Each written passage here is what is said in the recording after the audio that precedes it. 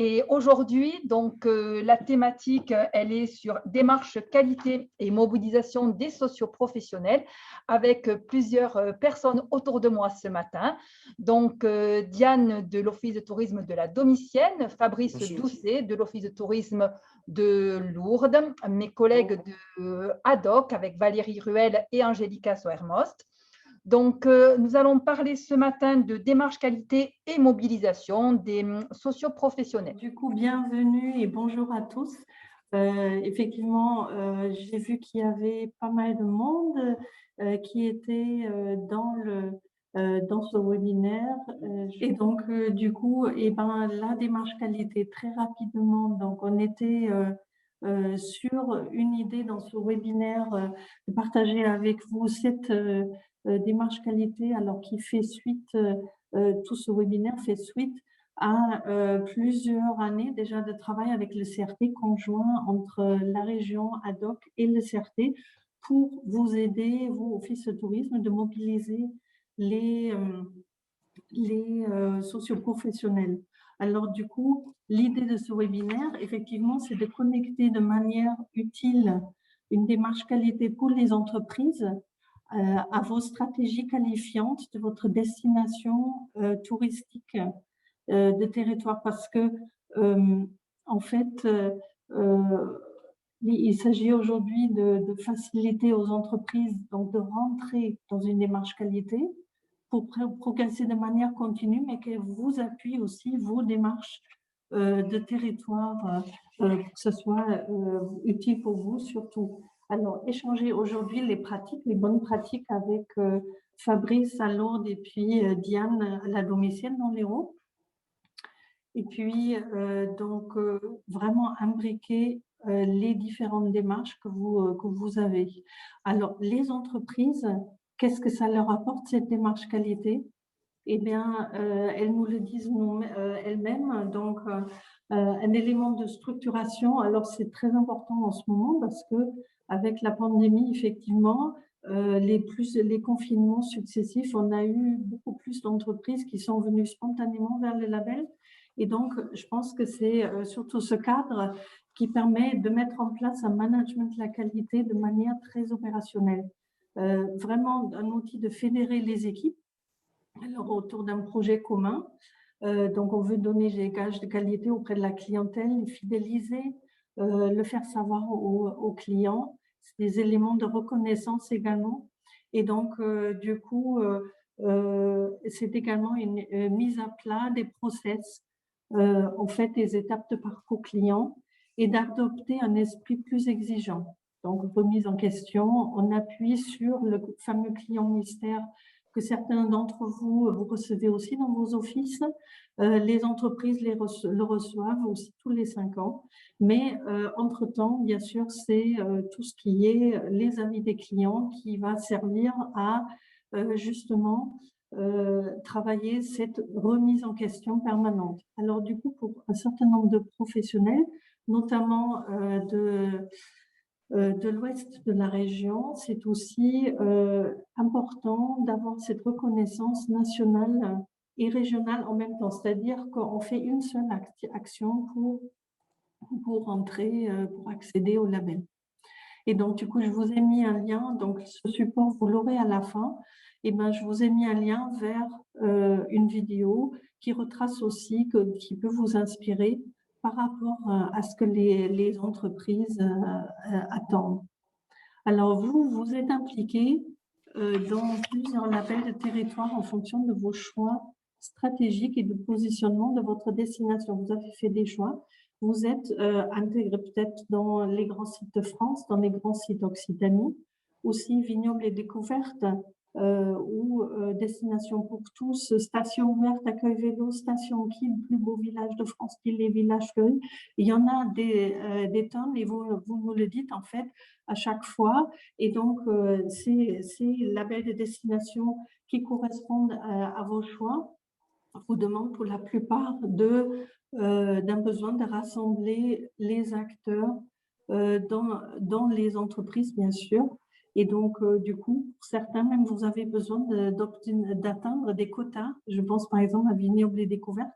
Et donc, du coup, effectivement, le label qualité tourisme Occitanie Sud-de-France ou n'importe quelle autre démarche qualité pour les entreprises, hein, que ce soit par exemple au cycle les vacances ou Gîtes de France, je pense au meublé, et ou Bienvenue à la ferme, peuvent effectivement appuyer vos choix. Vous avez besoin que les entreprises, en fait, jouent le jeu, votre jeu commun. Et donc, du coup, les démarches qualité des entreprises viennent en réalité en appui de vos démarches, de vos stratégies de destination. Alors, du coup, vous voyez tout de suite où je veux venir, c'est-à-dire qu'un label pour les entreprises ne serait pas une énième démarche qualité à traiter, mais viendrait en appui à vous conforter dans l'ensemble des choix stratégiques que vous aurez faits. Alors, du coup, il nous semblait intéressant sur ce constat-là de partager deux expériences assez différentes. Premièrement, on commence avec toi, Fabrice, concernant l'Office du tourisme de Lourdes. Alors, c'est assez intéressant parce que tu as intégré cette animation dans ton organisation déjà établie et, surtout, c'est un levier supplémentaire pour toi de mobiliser les entreprises. Tu peux nous en dire un peu plus? Bonjour à toutes, bonjour à tous. Pour faire une petite introduction, j'ai pas encore la bonne diapo. Est-ce qu'on pourrait… Voilà, merci s'il vous plaît. Petite introduction par rapport à la ville de Lourdes. Donc, comme vous pouvez le voir, on est et le savoir, on est un sanctuaire mondialement connu, mais on est également un camp de base idéal pour découvrir les Pyrénées. Et je souhaiterais même apporter une petite précision. On est également une ville du Piémont pyrénéen avec ses atouts touristiques de proximité, avec toute une palette qui est méconnue à ce jour, avec des attraits culturels, naturels, loisirs sportifs. Donc, voilà, l'image en parle d'elle-même, hein.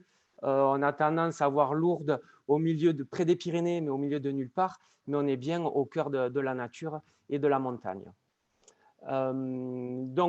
Pour présenter la ville en quelques chiffres, Lourdes, c'est plus de 2 millions de visiteurs par an, un chiffre qui a quand même baissé ces derniers temps.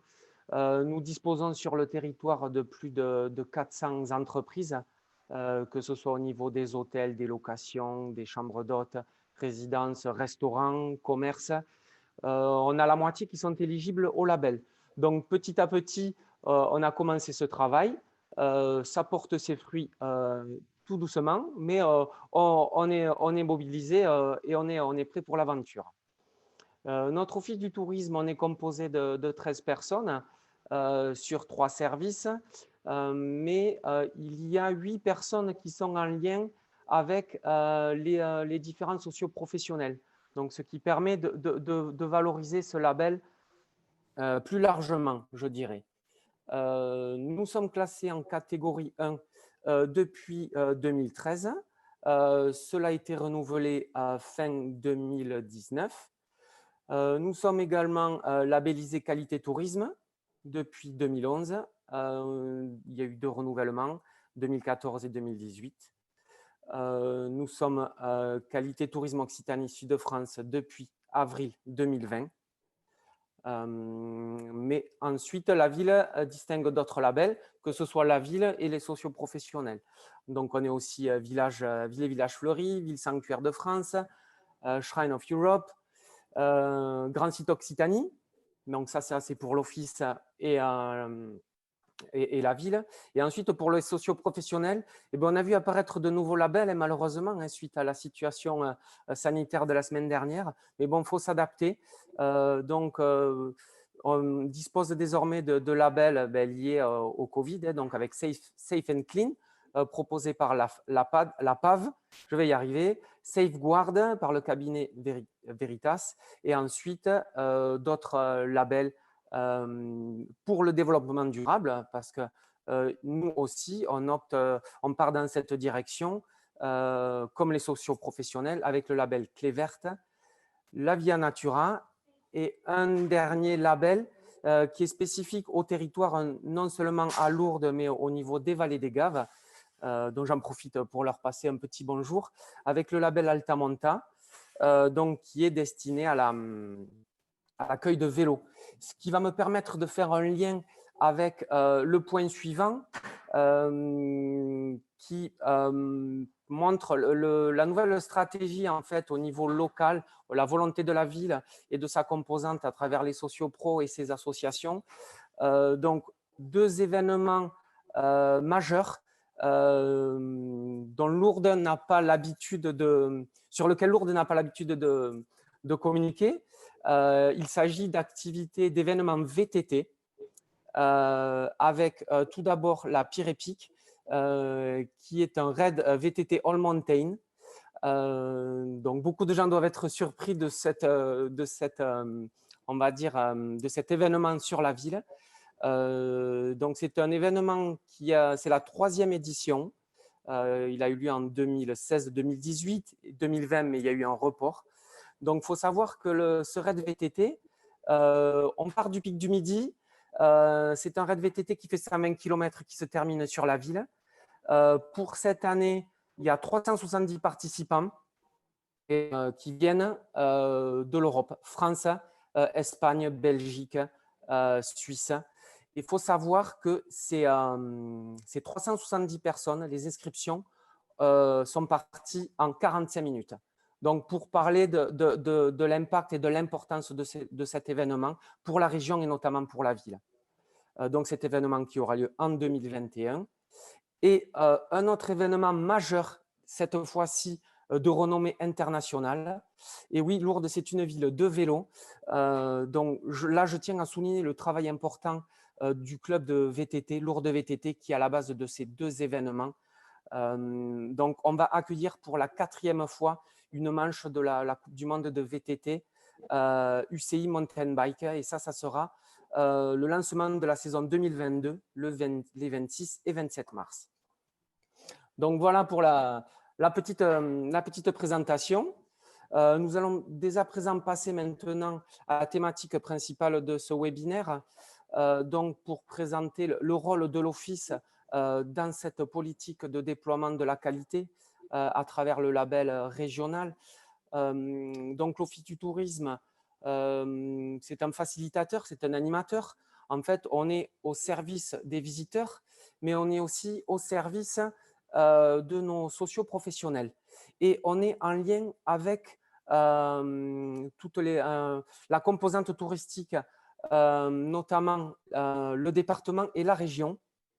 Donc, on doit s'appuyer sur ça. La région nous a mis à disposition un dispositif sur lequel il faut s'appuyer. Donc, c'est en ce sens-là que nous, on doit animer au niveau local. On doit pouvoir présenter, faire connaître ce label auprès de nos sociopros pour ensuite les mettre en relation avec l'équipe régionale qui effectue un travail. C'est eux qui effectuent le plus gros des travaux. Moi, je considère que qu'on est simplement un intermédiaire, mais sans eux, sans ce maillage, on ne pourrait pas arriver à ce résultat. Et je veux que les offices prennent conscience vraiment de cette opportunité que nous offre la région, parce que je crois que c'est une démarche qui est unique au niveau national. Donc, ne pas profiter de ce dispositif, ça serait dommage parce que chacun y retrouve un intérêt. Pour l'Office, pour ses sociopros, et après, c'est aller dans le sens de la politique régionale avec tous les efforts qui sont effectués depuis de nombreuses années par la région. Donc, nous, comment on procède pour mobiliser les entreprises au niveau de l'Office? Déjà, on a commencé en 2019, c'était avec la première journée de présentation. Mais la première Notre première approche, ça a été d'informer l'intégralité de nos prestataires via une diffusion de programmes et d'une présentation. Nous, on a pris ce parti pris du mailing pour, voilà, comment dire, pour présenter d'une manière assez large. À ce jour, nous avons, je viens de recompter tout à l'heure, nous avons procédé à plus d'une dizaine de mailings qui nous a permis de développer au fur et à mesure et de convaincre certains professionnels. À ce jour, on n'a pas une très grande quantité, mais à chacun de nos mailings, on arrive à concerner des personnes au fur et à mesure. Pour donner quelques précisions, au tout début, il y a des gens il y a des précurseurs. Et après, à force d'envoyer ces informations, petit à petit, les gens prennent conscience de la présence de ce label et donc font la démarche de nous contacter. Et ensuite, ils se mettent en relation avec l'agence ad hoc et notamment Valérie, dont je remercie une nouvelle fois. Donc ça, c'est vraiment notre point principal, mais on ne s'arrête pas là. On veut aller plus loin. On propose aussi dans un second temps des rendez-vous téléphoniques, voilà, au moins pour arriver dans la personnalisation. Ça nous permet, on est à disposition des gens et on est là pour les renseigner. On essaie de répondre au maximum de questions dans la mesure du possible. Et lorsqu'on ne peut pas, eh bien, on s'appuie sur l'équipe régionale qui est notre relais, hein, comme présenté dans l'introduction. Fabrice, Oui. combien de, sur le mailing, combien de sociopros? Alors, nous avons une liste d'envoi de plus de 200 destinataires, sachant que moi, j'ai défini ma liste de destinataires par rapport aux prérequis. Donc, les gens qui le reçoivent sont obligatoirement concernés par le label. Il est vrai qu'on n'a pas énormément de retours à chaque mailing, mais c'est le fait de répéter, de relancer, d'une fois sur l'autre, je me rends compte qu'il y a des personnes qui sont intéressées, qui n'étaient pas la première fois, avec notre outil de tracking des mailings. On essaye en fait de mobiliser de différentes manières. On procède aussi depuis fin 2020 via une communication digitale sur le groupe Facebook pro de l'Office. Donc ça, c'est un autre des moyens. Voilà, en fait, il y a un élément qui nous a servi de base, mais qui n'est pas figé dans le marbre. On va essayer d'évoluer aussi, comme dans une démarche, dans notre mobilisation des entreprises. Et après, quelque chose de très simple, c'est la valorisation du label à l'accueil de l'office par de l'affichage, mais aussi lorsqu'on est en contact avec des sociopros. Un sociopro qui vient rencontrer quelqu'un à l'office, on lui parle de ce label. Et ce qui peut se faire également, et ce que l'on fait, lorsque des sociopros viennent rencontrer des membres de l'équipe, l'idée c'est qu'il soit également un lien et un relais. Je combine les deux mots, je m'en excuse. Donc voilà, on est parti d'une trame, d'une base qu'on essaie de faire évoluer. Pour ce travail-là, on s'appuie sur des outils qui ont été mis en place une nouvelle fois par l'équipe ad hoc, par la région, des outils qui sont tout simplement le site internet qui a été créé à l'automne dernier, pour faire un petit jeu de mots, à Lourdes, c'est désormais notre Bible, parce qu'on va y retrouver toutes les informations, que ce soit au niveau de la présentation du label, que ce soit au niveau des ateliers, que ce soit au niveau des prérequis, que ce soit au niveau des grilles de classement. On retrouve vraiment toutes les informations. C'est quelque chose qui est venu en complément et qui vient, on va dire, pas faciliter, mais qui va organiser notre travail, parce que jusqu'auparavant, on avait des outils qui nous étaient fournis, mais là, on retrouve vraiment tout sur ce site internet. je ne veux pas dire qu'on était démunis auparavant. Au contraire, on disposait déjà de tous ces documents. Mais moi, je m'étais créé en interne mon propre dossier label qualité Occitanie, à l'intérieur duquel on retrouve désormais les éléments qui sont sur le site internet de la DOC. Donc, c'est vraiment un outil très, très important. On y retrouve vraiment tout. Et pour terminer, on a donc nos propres outils à nous, donc nos newsletters.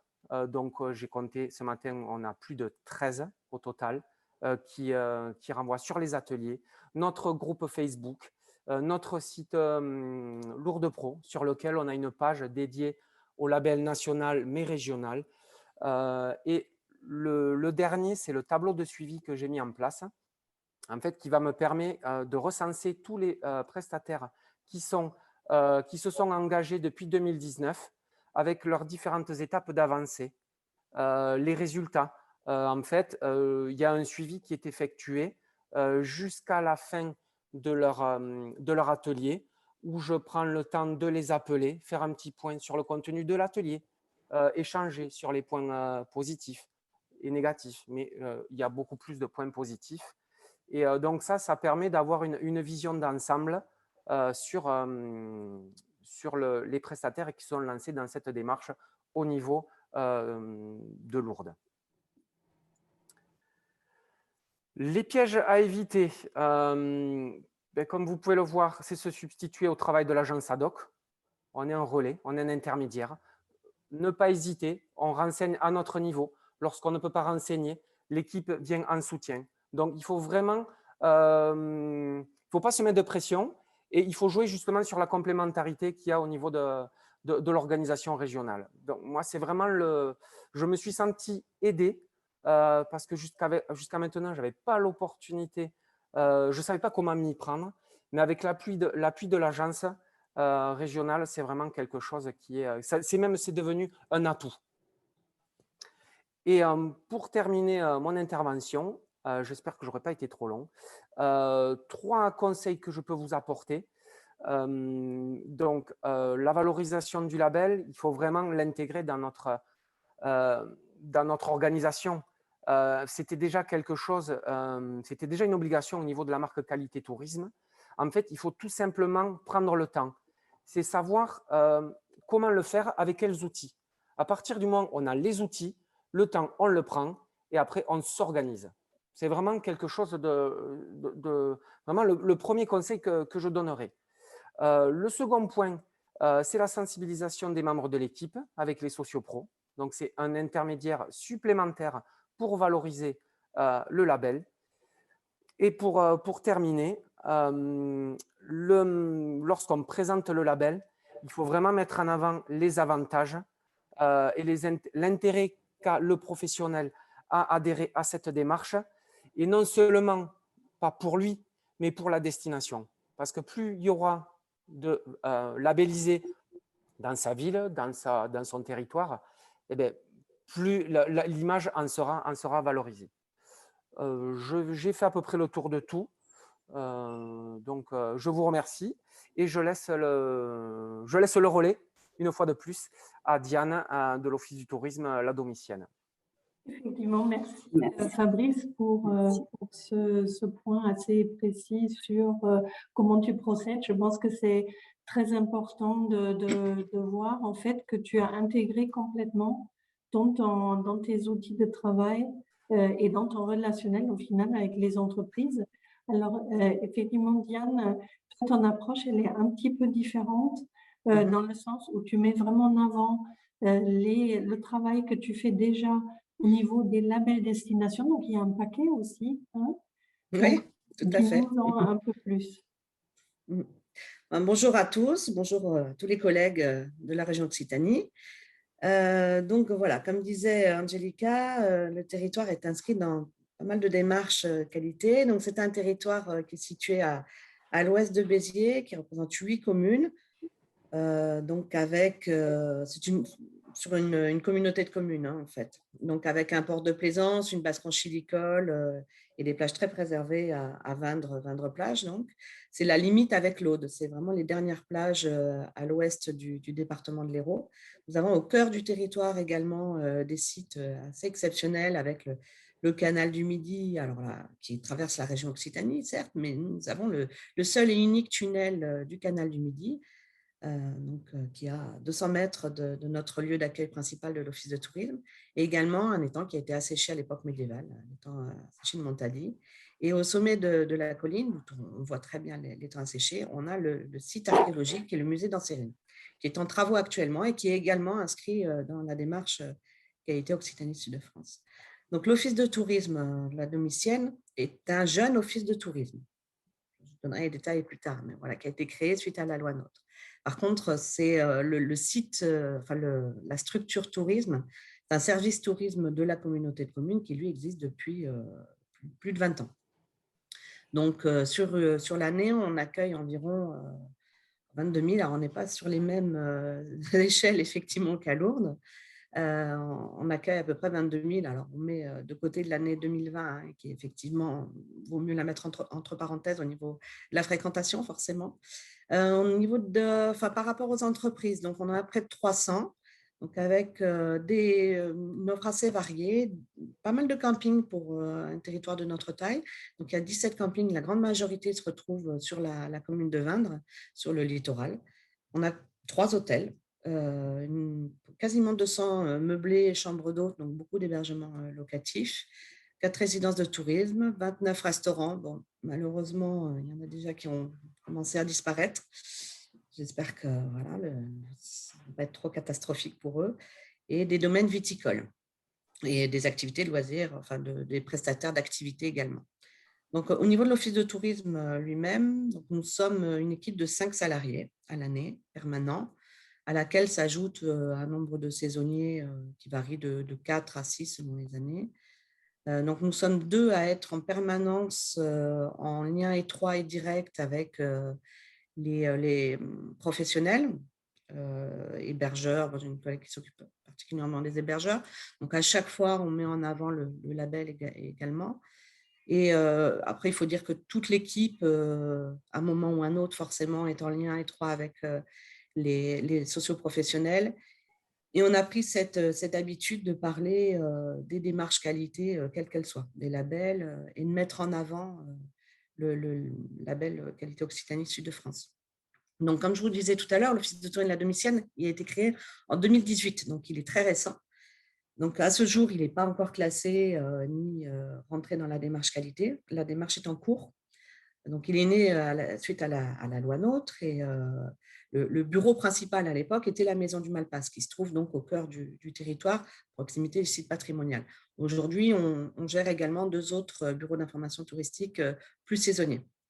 Donc, la Maison du Malpasse est la maison, donc vraiment la structure est labellisée qualité à l'époque Sud de France et maintenant qualité Occitanie Sud de France depuis 2011. On avait à cœur d'intégrer une démarche qualité pour promouvoir et valoriser les producteurs, comme nous mettions en avant déjà dans notre boutique, puisque nous avions une boutique avec vente de vin et de produits de terroir. Donc, c'est à ce titre que nous avions eu le label Sud de France à l'époque, et puisque le renouvellement est pour très bientôt. Dans un premier temps, voilà, on demandera le renouvellement en tant que lieu de visite, puisqu'on est aussi un site d'interprétation.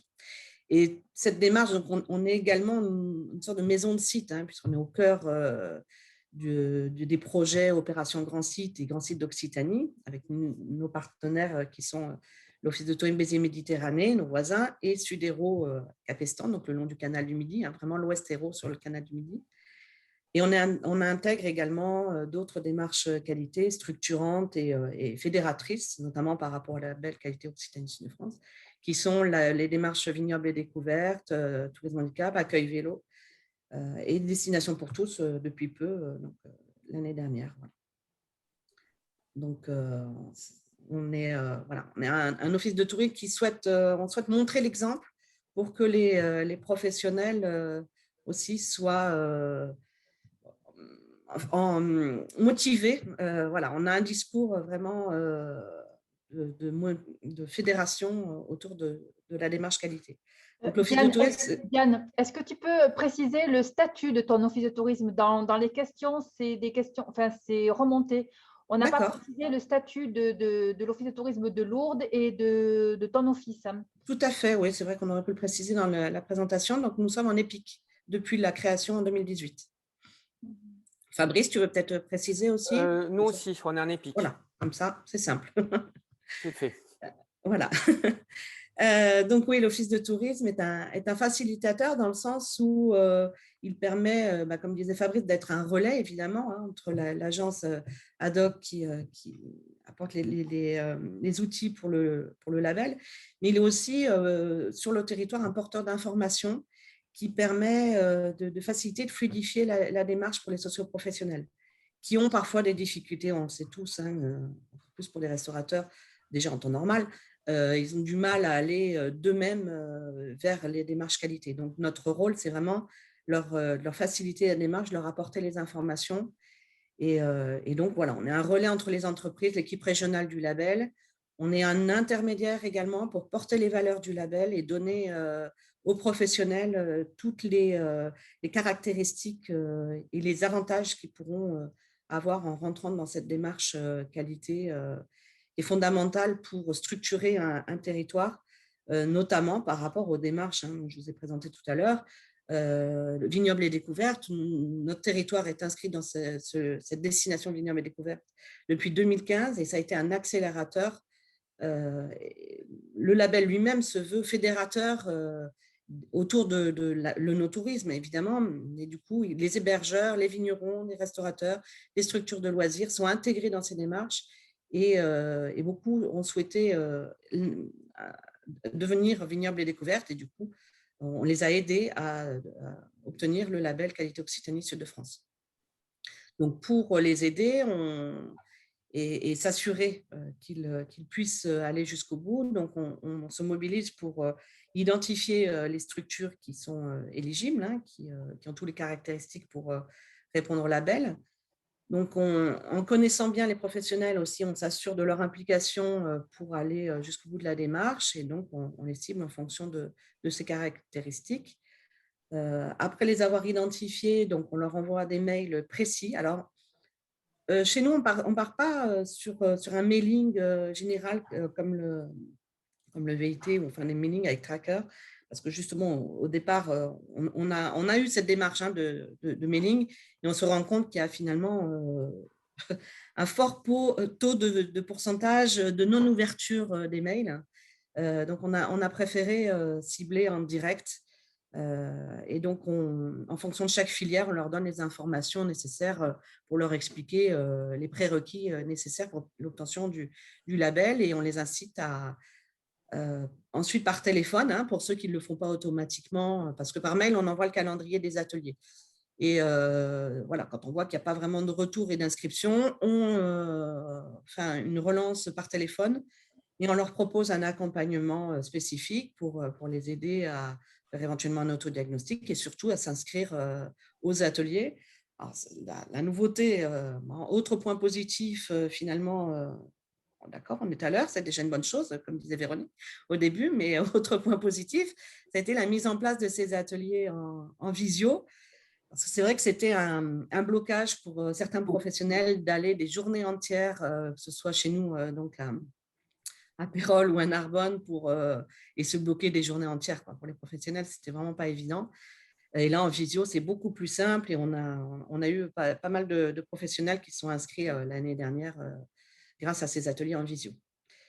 Donc, les outils, effectivement, comme disait Fabrice également, on fait référence simplement à l'ensemble du kit et des outils disponibles sur le site internet du Qualité Tourisme Occitanie. Je mets également aussi souvent en avant les avantages, les ateliers qui sont proposés dans le cadre du label, mais aussi des reportages photos, par exemple. Et surtout, ce n'est pas une fin en soi d'obtenir le label, mais c'est vraiment d'être accompagné et d'avoir un suivi pour une amélioration continue tout au long des 5 ans du label, voire au-delà, hein, c'est continu. Et je mets en avant également la vidéo qui est très bien faite, qui est sympa, avec humour. Voilà. Pas toujours être trop sérieux, cette vidéo est très bien. Donc, les pièges à éviter. Alors, j'ai mis en avant là le fait d'envoyer simplement des informations, que ce soit pour l'atelier, les atouts, les avantages, et d'attendre qu'ils réagissent. Parce que souvent, on a des surprises. Alors, c'est vrai que nous-mêmes, on est pris par d'autres questions, etc. Mais il est très important de faire un point, voilà, un tableau de suivi et de faire un point sur les envois et les réactions. Est-ce qu'ils s'inscrivent? Oui, tant mieux. Sinon, pourquoi? Donc, si ils ne sont pas inscrits, si on voit que ce n'est pas vérifié, voilà, ça, c'est un autre piège. Il faut effectivement vérifier le suivi des inscriptions aux ateliers. Et un autre piège, c'est de laisser filer, donc, et de ne pas contacter les pros après l'atelier pour échanger avec eux sur leur ressenti, sur leur analyse, est-ce qu'ils se sentent voilà, prêts ou à aller plus loin, etc. Donc, mes 3 conseils les plus importants seraient effectivement prendre le temps aussi de se déplacer pour rencontrer la personne dans sa structure, donc son hébergement, sa structure de loisirs, restaurant, pour les rencontrer, parce qu'ils apprécient toujours, à chaque fois quand j'ai eu l'occasion d'aller les rencontrer sur place, ils apprécient vraiment qu'on vienne à leur rencontre, parce que parfois ils se sentent un peu isolés, perdus. Et là, ça permet, quand il y a un blocage, de faire sauter ce blocage et d'aller au-delà. Et c'est vrai que de prendre ce temps-là est important. Et ensuite, de mettre en avant vraiment et valoriser systématiquement les nouveaux labellisés. Une fois qu'il y a un nouveau labellisé, on les met en avant sur tous les outils de communication, les posts Facebook ciblés, tout dans le cadre du partenariat. Voilà, on les met vraiment en avant dans notre discours, dans le discours de l'Office de tourisme. Et enfin, c'est assurer simplement un suivi régulier, une bonne prise en main de leur espace personnel, parce qu'ils ont des outils. Mais j'ai pu constater que beaucoup, une fois qu'ils ont le label, ils ne se connectent pas du tout à leur espace personnel et ils ne se rendent pas compte qu'il y a des ateliers, qu'il y a un programme. Ça va faire le lien avec ce que va dire Valérie après d'ailleurs, mais c'est vrai que c'est très important. Ce n'est pas une fin en soi, hein, je répète, d'avoir le label, mais il faut aller au-delà. Et donc, le rôle de l'Office de tourisme, c'est d'assurer aussi ce lien étroit entre l'agence et les socioprofessionnels en mettant vraiment en avant les atouts qu'ils peuvent avoir et de rentrer dans des marches comme accueil vélo également, etc. Voilà. Et merci beaucoup, Diane, pour ce témoignage. En fait, ça nous fait aussi la transition. Effectivement, on a beaucoup parlé d'outils et de choses. Donc, je vais arrêter mon partage d'écran pour que Valérie, Valérie, au sein de l'équipe qualité Tourisme Occitanie Sud de France, est chargée donc d'accompagner toutes les entreprises vers la labellisation, de les préparer. Et donc, du coup, c'est pour vous, Office de tourisme, la personne principale, je dirais, à vous aider, même si moi, j'interviens aussi au niveau de réunions de sensibilisation ou autre. C'est Valérie, votre personne de contact principal. Valérie, je te laisse commenter. Là. Donc, vous voyez tous mon écran. Donc, bonjour à toutes et à tous. Et ben, comme donc, vous le disiez, Angelica, je suis le relais en fait ad hoc entre tous les partenaires donc du dispositif et je vais vous présenter donc un kit pratique qu'on a mis en place courant 2020. Et en fait, notre site internet était vraiment un site B2B, donc où il y a toutes les infos que vous pouvez trouver et utiliser. Mais on s'est dit, on va mettre en place un petit kit pratique pour les partenaires. Les partenaires, à la base, à l'origine, sont les CDT et les ADT, donc CDT, ADT, mais on va mettre en place ce kit pratique. On va vous fournir le lien pour que vous puissiez vous en servir. Fabrice a eu la primeur en fin d'année 2020 et donc il s'en est bien servi et donc j'espère que vous vous en servirez également. Donc, c'est un kit pratique qui va vous présenter en fait tous les outils sur toutes les étapes de la labellisation d'un socio-pro. Donc déjà, la première étape, c'est vérifier l'éligibilité de l'entreprise. Donc, je ne vais pas cliquer sur les liens, mais sur le premier pavé, vous avez donc les prérequis par filière. Toutes les filières que l'on coiffe dans le label et donc tous les prérequis. Une fois donc que les prérequis sont acquis, en fait, vous avez ensuite l'atelier de préparation où vous avez le programme donc de tous les ateliers à venir donc et c'est mis à jour régulièrement. Et donc là, vous avez le programme donc des ateliers du semestre en cours. Voilà. Ensuite, une fois que l'atelier de préparation donc, a été fait, donc comme disait Diane, ils ne se font plus en présentiel, ils sont en distanciel et c'est très pratique parce que vraiment, il y a la mixité des départements, des destinations et les pros apprécient beaucoup. Donc, une fois qu'ils sont passés par un atelier de préparation et qu'on estime qu'ils sont bons et qu'ils vont réussir l'audit externe qui est pris en charge, je le rappelle, par la région, eh bien, ils peuvent candidater. Donc, je leur envoie un lien pour candidater en ligne et ils candidatent. Donc, c'est le dépôt de candidature. On a fait un petit troisième pavé avec le dépôt de candidature BIS parce qu'on a une particularité, c'est qu'on gère les têtes de réseau, enfin les entreprises qui appartiennent à des têtes de réseau nationaux, notamment tout ce qui est logis, Best Western, camping qualité, etc. Et il y a une particularité pour ces entreprises-là, c'est qu'ils peuvent rentrer directement dans le label sans passer d'audit supplémentaire, sans passage par un atelier de préparation. Et en plus, on leur offre les frais de dossier, les 150 € de frais de dossier. Donc là, si vous avez un socio-pro qui fait partie d'une tête de réseau, il faut qu'il nous contacte directement et je leur envoie un lien privilégié. Ensuite, une fois qu'ils ont candidaté, que le visiteur mystère est venu, il y a donc le passage de l'audit, il n'est pas encore arrivé, et l'auditeur, bien sûr, va se référer aux référentiels nationaux que l'on voit ensemble en atelier de préparation. Donc là, vous avez le lien sur tous ces référentiels nationaux, mais on le voit en atelier, donc pas besoin de rentrer dans le détail des référentiels. Ce n'est pas du tout votre rôle. Ensuite, la cinquième petite boîte à outils, c'est donc la réception des dossiers et c'est la commission d'agrément qui valide la labellisation. Et c'est une commission que l'on tient conjointement avec l'État, le niveau national. Et là, ce sont les CDT qui sont les partenaires de cette commission. On les interroge avant toute présentation de dossier. Voilà, je passe vite. Donc ensuite, vous avez un petit moteur de recherche qui vous permet de retrouver donc, les établissements qui sont labellisés autour de chez vous, autour de votre territoire. Donc voilà. Ensuite, vous avez également la liste de tous les établissements labellisés. Donc c'est un Excel, donc vous pouvez faire un tri, vous pouvez télécharger la liste de ces établissements, mise à jour régulièrement, bien sûr, après chaque commission.